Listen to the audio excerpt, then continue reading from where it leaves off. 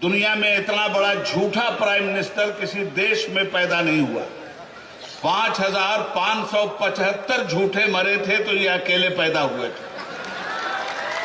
अरे यार, इस चाय बेचने वाले को क्यों बनाया? पान बेचने वाले को बना देते, कम से कम पूछ के तो चूना लगाता। इसने तो बिना पूछे हुए पूरे देश को चूना लगा दिया। वतन की जो हालत सुनाने लगेंगे तो पत्थर भी आंसू बहाने लगेंगे। अगर भीड़ में खो गई आदमियत, उसे ढूंढने में जमाने लगेंगे। मुल्क की आजादी को 75 साल हो गए और इस 75 साल में बीजेपी और कांग्रेस ने जो इस देश का हाल किया है, आज महंगाई चरम सीमा पे है, आपस की नफरत घर घर में पहुंचा दी गई है। कांग्रेस पार्टी और बीजेपी, इन दोनों ने इस मुल्क का बेड़ा गर्क करके रख दिया है। इलेक्शन आ रहा है। बंडप्पा जी ने बहुत ही भयानक तकरीर की है। इलेक्शन तो होगा बाद में, बंडप्पा जी के जीतने की मोहर आज ही आपने लगा दी है और वो जीत करके रहेंगे। मेरे भाइयों, बीजेपी पे कभी भरोसा मत करना। हिंदी में इसको कहते हैं भाजपा। भा से भारत, ज से जलाओ, पा से पार्टी। ये भारत जलाओ पार्टी, जहां जहां भी इनकी सरकार बनी, इन्होंने देश में आग लगा दी। जिस समत नजर उठती है शोला है, धुआं है। मैं ढूंढ रहा हूं मेरा गुजरात कहां है। गुजरात में सरकार आई, गुजरात को जलाया। यूपी में सरकार आई, दिन रात मॉब लिंचिंग। हिंदू और मुसलमान जो इस देश की शक्ति हैं, हिंदू शुरू होता है हा से, मुस्लिम शुरू होता है मां से। श्री देवी गौड़ा जी ने हिंदू का हा वहां से निकाला, मुस्लिम का मां यहां से निकाला, दोनों को ज्वाइंट किया तो ये हम बन गया। हम बन करके रहिए, हिंदुस्तान बना रहेगा। और जो लोग हम को तोड़ते हैं वो हिंदुस्तान को तोड़ते हैं। रह गए नरेंद्र मोदी जी, तो क्या कहूं मैं आपसे, जिंदगी में सिर्फ एक बार वो सच बोले। उनका झूठ तो ग्रीन बुक में अब आ रहा है। दुनिया में इतना बड़ा झूठा प्राइम मिनिस्टर किसी देश में पैदा नहीं हुआ। 5,575 झूठे मरे थे तो ये अकेले पैदा हुए थे। कभी भी ये आदमी सच नहीं बोलता। हाँ, मगर मैं कहूंगा कि एक बार ये आदमी सच बोला है। ये कब सच बोले? 2014 में। याद कीजिए उस बात को। इन्होंने पब्लिक से कहा था, भाइयों बहनों, मैं चाय बेचने वाला। ये सच आपको याद है या नहीं याद है? कहा था मैं चाय बेचने वाला, यही सच था। तो मेरे दोस्तों, तुम तो इतने अच्छे लोग हो कि जो रोता हुआ आए उसको आशीर्वाद दे देते हो। वो आए कि मैं चाय बेचने वाला था, आपने कहा हमारा आशीर्वाद है तुमको। एक गरीब आदमी है, गरीब का दर्द महसूस करेगा, हम तुमको प्राइम मिनिस्टर बना देते हैं। आप ही लोगों ने बनाया ना। आज उस चाय बेचने वाले ने क्या किया? दो आदमी हैं, एक नरेंद्र मोदी और दूसरा अमित शाह। ये दोनों गुजराती, दोनों मिलकर हिंदुस्तान को बेच रहे हैं और दो गुजराती हिंदुस्तान को खरीद रहे हैं। एक अंबानी है और एक अडानी है। दो ने हिंदुस्तान को बेचा और दो ने हिंदुस्तान को खरीदा। आगे आइए, चाय बेचने वाले पे आपको इतना प्यार आ गया था। आपकी गली में क्या ठेले पे केला बेचने वाले नहीं हैं? आपके यहां क्या परचून की दुकान करने वाले गरीब लोग नहीं हैं? अरे यार, इस चाय बेचने वाले को क्यों बनाया? पान बेचने वाले को बना देते, कम से कम पूछ के तो चूना लगाता। इसने तो बिना पूछे हुए पूरे देश को चूना लगा दिया।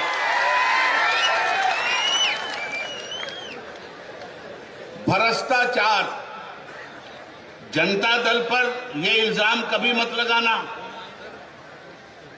फकीर आदमी का नाम है देवी गौड़ा, इंसानियत को संभालने वाले का नाम है देवी गौड़ा, हिंदू मुस्लिम में एकता का नाम है देवी गौड़ा। आपके बीदर को आपके गुलबर्गा से रेलवे लाइन पे जोड़ने वाले का नाम है देवी गौड़ा। हिंदुस्तान तोड़ने वालों के मुकाबले में प्यार की गंगा बहाने वाले का नाम है देवी गौड़ा। हमने उनके साथ जनता दल में एज ए वाइस प्रेसिडेंट एक जमाने तक काम किया है। मैं यकीन के साथ कहता हूं कि देवी गौड़ा से बड़ा कोई भी सेकुलर लीडर हिंदुस्तान की सरजमीन पर दिखलाई नहीं देता। मेरे दोस्तों, कहता हूं सच के झूठ की आदत रही मुझे। आज भ्रष्टाचार की बात की जा रही है, घर घर ईडी भेजी जा रही है, सीबीआई भेजी जा रही है, सबके घरों पे छापे मारे जा रहे हैं। बीजेपी से बड़ा भ्रष्टाचारी कौन है? 40% कमीशन कर्नाटका की गवर्नमेंट लेती है, 50% कमीशन कर्नाटका की गवर्नमेंट लेती है। जहां देखो वही रिश्वत, जहां देखो वही बेईमानी। ये लोग ऐसे हैं कि ममता बनर्जी की गवर्नमेंट है बंगाल में, मुकुल राय उनकी पार्टी में थे, तो मुकुल राय पर भ्रष्टाचार का इल्जाम लगाया और उसके बाद मुकुल राय को तोड़ा ममता बनर्जी से। जब तक वो ममता बनर्जी के साथ थे तब तक भ्रष्टाचारी थे, और जिस दिन बीजेपी में वो आए, बीजेपी ने उनको वाइस प्रेसिडेंट ऑफ बीजेपी बनाया और वो भ्रष्टाचार से पाक हो गए। शुभेंदु अधिकारी है वहां। कल इस शारदा स्कैम के नाम पर उसके ऊपर छापामारी की गई, मगर जब वो बीजेपी में आ गया तो असेंबली में लीडर ऑफ द अपोजिशन उसको बना दिया गया। गोया जितने भ्रष्टाचारी हैं, जितने गुनहगार हैं, जब तक वो बीजेपी में नहीं हैं तब तक तो ठीक, और जब बीजेपी में आ गए तो सारा गुनाह माफ। चंगेज खान का नाम सुना है आपने? चंगेज खान ने 60 लाख आदमियों को मरवाया था। तो जब मरने लगा चंगेज खान तो उसने अपने प्राइम मिनिस्टर से कहा कि ये बताओ कि मैंने कितने लोगों को मारा। तो कहा कि सर आपने 60 लाख लोगों को मारा है। तो कहा बताओ मरने के वक्त मुक्ति कैसे होगी, ये सारे गुनाह से माफी कैसे होगी? कहा नरेंद्र मोदी की पार्टी बीजेपी ज्वाइन कर लीजिए, माफ कर दिए जाएंगे। ये है इन लोगों का हाल। अब रह गई कांग्रेस। मैंने सुना है कि कांग्रेस कहती है कि जनता दल सेकुलर बीजेपी की सेकंड टीम है। मैं कांग्रेस को वो दिन याद दिलाना चाहता हूं जब वीपी सिंह साहब ex prime minister of India की सरकार गिराने के लिए बीजेपी ने समर्थन वापस लिया था। तो इस पार्लियामेंट में वीपी सिंह साहब ने एतमाद का वोट लेने के लिए जब ऐलान किया तो बीजेपी के साथ यही कांग्रेस खड़ी थी जिसने सेकुलर पार्टी जनता दल की सरकार गिनाई थी। वो क्या बीजेपी जनता दल को बीजेपी की बी टीम कहेगी जिसके साथ रहकर कांग्रेस ने जनता दल की सरकार गिराया था और बीजेपी का साथ दिया था। बीजेपी कहां कहां क्या क्या नहीं कर रही है। महाराष्ट्र की गवर्नमेंट कैसे तोड़ी गई आपको मालूम है। गोवा में कैसे कब्जा किया गया, ये भ्रष्टाचार आपके सामने है। आसाम का चीफ मिनिस्टर जब तक बीजेपी में नहीं गया था तब तक गुनहगार था, और जब बीजेपी में आकर के चीफ मिनिस्टर हो गया तो गंगा पार हो गया, गंगा नहा लिया उसने, पाक हो गया, पवित्र हो गया। तो दो बातें आपसे मैं कह के जाना चाहता हूं। एक बात यह है कि बीजेपी और कांग्रेस एक ही सिक्के के दो रुख हैं। कांग्रेस की मीनिंग क्या है? मैंने कहा कि लफ्ज बुराई के हैं बहुत, जैसे जुआ, शराब, फसादात और केस। बोले कि एक लफ्ज में इसको बयां करो, मैंने कहा कि सबसे बेहतर है कांग्रेस। ये कांग्रेस फसादात की जननी है। इस कांग्रेस ने सही माने में बीजेपी को हिंदुस्तान की सरजमीन पे खड़ा किया है। नारायण दत्त तिवारी कांग्रेस के फाइनेंस मिनिस्टर थे। नारायण दत्त तिवारी यूपी के चीफ मिनिस्टर थे कांग्रेस के। नारायण दत्त तिवारी आंध्रा के गवर्नर थे कांग्रेस के, कहां जाके मरे? बीजेपी में। और इसी कर्नाटका के एसएम कृष्णा साहब इसी कांग्रेस के फॉरेन मिनिस्टर थे, इसी कांग्रेस के महाराष्ट्र के गवर्नर थे, कहां जाके मरे? बीजेपी में। तो कांग्रेस का अधिकांश कारोबार सिर्फ बीजेपी और आरएसएस कर रहा है, इसको याद रखिएगा। इलेक्शन आ रहा है, इलेक्शन में फैसला आपको करना है। ये नेता इलेक्शन में फैसला नहीं करेंगे, इस देश की जनता इलेक्शन में फैसला करेगी। बीजेपी भी आएगी अपना डमरू बजाते हुए, कांग्रेस भी आएगी अपना घंटा बजाते हुए, और जनता दल भी आएगा अपना मैनिफेस्टो 5 रत्ना 5 नौकाती प्रोग्राम लेकर के आएगा। इस देश को जरूरत किस चीज की है? इस देश को जरूरत है खेत और खलिहान की, इस देश को जरूरत है हॉस्पिटल की, इस देश को जरूरत है दवाओं की, इस देश को जरूरत है सड़क की, इस देश को जरूरत है एजुकेशन की, इस देश को जरूरत है रोजगार की। न रोजगार पे बात की जा रही है, न एजुकेशन पे बात की जा रही है, न किसानों की समस्या पे बात की जा रही है। और किसान अगर आंदोलन करता हुआ रोड पे आता है तो 700 किसानों को मरवा दिया जाता है।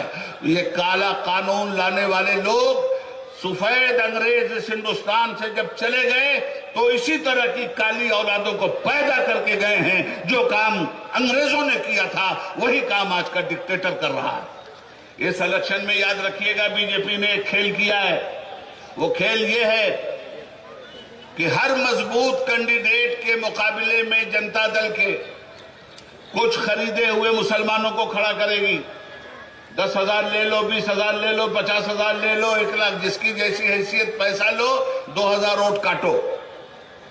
इन वोट कटुओं से आप होशियार रहिएगा। दूसरी बात यह है कि इलेक्शन में हिंदू और मुसलमान देखकर फैसला करने की जरूरत नहीं है, इंसाफ देखकर फैसला करने की जरूरत है, समाज की समस्या को देख के फैसला करने की जरूरत है। ये नेता कुछ भी नहीं कर सकते, लाख चौकी में बैठे हों, इनकी हैसियत सिर्फ चौकीदार की है, और आप लाख जमीन पे बैठे हों, आपकी हैसियत जमींदार की है। जमींदार तय करेगा कि उसका चौकीदार कैसा होना चाहिए। अगर चौकीदार ने 5 साल तक अच्छी चौकीदारी की है तो उसको फिर वापस ले आना, और अगर चौकीदार ने तुम्हारे साथ बेईमानी की है तो जिसको चौकीदार बनाया था उसी को कुर्सी से उठा करके ले जाके बीदर के किसी जंगल का गीदड़ बना देना। इसलिए याद रखना, हिंदुस्तान की सरजमीन पर ऐसे जियालों की जरूरत है जिसका नाम कुमार स्वामी है, ऐसे कर्मठ लोगों की जरूरत है जिसका नाम कुमार स्वामी है। आज ये हिंदुस्तान में वाहिद लीडर आपकी कर्नाटका की सरजमीन पर है जिसने अपने बाप की सच्ची जानशीनी का हक अदा किया। जो कुछ देवी गौड़ा ने इस समाज को यकीन दिला करके प्रैक्टिकल में काम किया था, आज उसी काम को देवी गौड़ा जी के रूप में आप कुमार स्वामी को देख सकते हैं। कल भी कुमार स्वामी इन गरीबों के साथी थे, आज भी कुमार स्वामी आप गरीबों के साथी हैं। याद रखिएगा, इस देश को बचाने के लिए सबसे बड़ी ताकत है एकता, आपसी सद्भाव, इंसानियत। हमारा काम मंदिर और मस्जिद के नाम पे लड़ना नहीं है, और मंदिर और मस्जिद हमारा इशू भी नहीं है। हमारा इशू है गरीबी, हमारा इशू है रोजगार, हमारा इशू है जनता का उत्थान, हमारा इशू है तालीम। कह तो दिया था बीजेपी ने, हर साल 2 करोड़ लोगों को देंगे। क्या देंगे? रोजगार देंगे। घंटा दिया। जब रोजगार लोगों ने मांगा तो कहा गया पकौड़ा बेचो। पढ़ा लिखा आदमी, उसको जलील कर रहे हो कि वो पकौड़ा बेचे। अरे तू तो चाय बेचने वाला था, पूरे देश को क्यों पकौड़े पे लगा रहा है? इसलिए वक्त आ गया है कि इस तरह के लोगों को पार्लियामेंट से भी उखाड़ के फेंकिए और असेंबली से भी उखाड़ के फेंकिए। ये ताकत देश के संविधान ने आपको दिया है। मुझे उम्मीद नहीं बल्कि यकीन है कि आने वाले इलेक्शन में पूरी ताकत के साथ आप जनता दल की सरकार को लाएंगे, इसलिए कि जनता दल ही वो पार्टी है जो सामाजिक न्याय की अगुवा है, जो सोशल जस्टिस का झंडा लिए हुए है। इंशाअल्लाह मैंने ये तय कर लिया है कि इस पूरे इलेक्शन में भाई कुमार स्वामी साहब का साथ दूंगा। और भाई सीएम इब्राहिम साहब ने जब मुझसे कहा कि आपको आना है और यहाँ के हालात को बदलने के लिए अपना योगदान देना है, मैंने इब्राहिम भाई से कहा, मेरे बहुत पुराने भाई हैं आप, बहुत पुराने साथी हैं आप। इंशाअल्लाह आपके ख्वाब को शर्मिंदा ताबीर करके दिखाऊंगा और कर्नाटका के मुसलमानों को बहकने नहीं दूंगा।